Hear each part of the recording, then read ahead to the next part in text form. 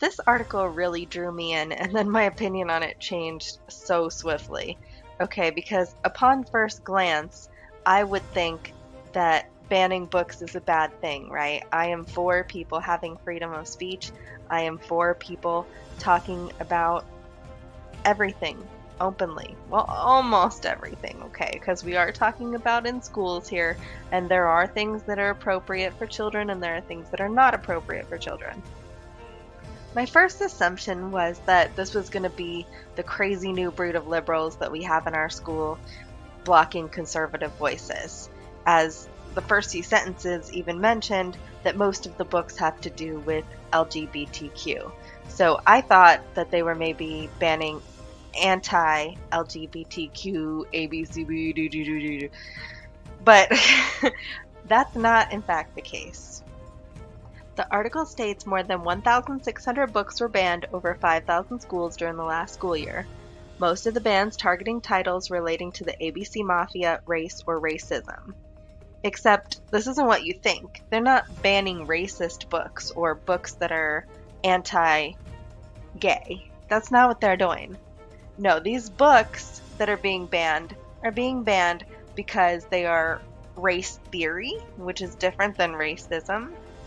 And they are talking about essentially grooming little kids. Lots of them talk about touching privates. I mean, I am talking inappropriate books. And when you read this article, it doesn't at first give you that direct opinion until you look into these exact books. One of the links they gave in this article was the ALA, the American Library Association. And I was able to pick up this nifty little PDF. Who initiates challenges? Patrons, parents. Where do challenges take place? School libraries, public libraries, school, academic.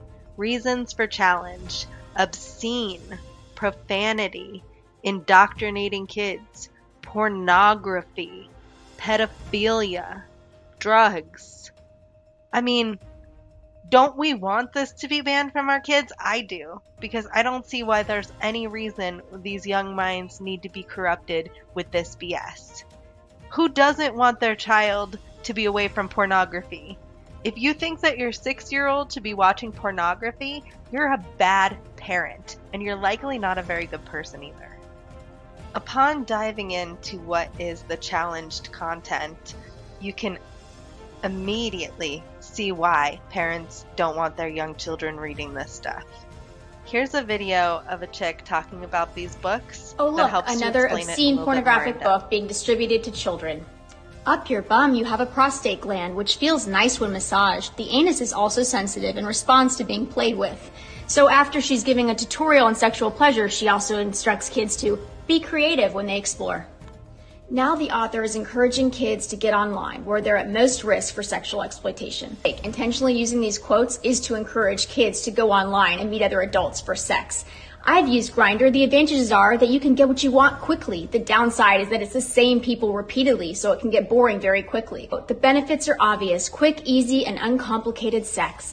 It goes on to say, I've met a lot of interesting people through sex apps, encouraging kids to have transactional, high-risk sexual behavior with adults on an adult website.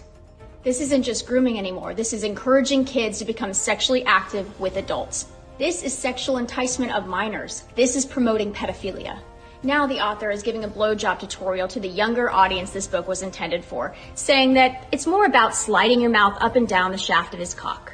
Want to know a secret? Straight people have anal sex all the time too. Straight men like stuff up their bums just as much as gay ones.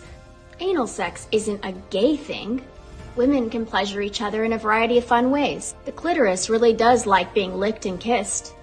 Let's end this with toys and strap-ons. These people are a danger to children. Ugh, after hearing that, here's what I have to say. We don't need no water, let them up.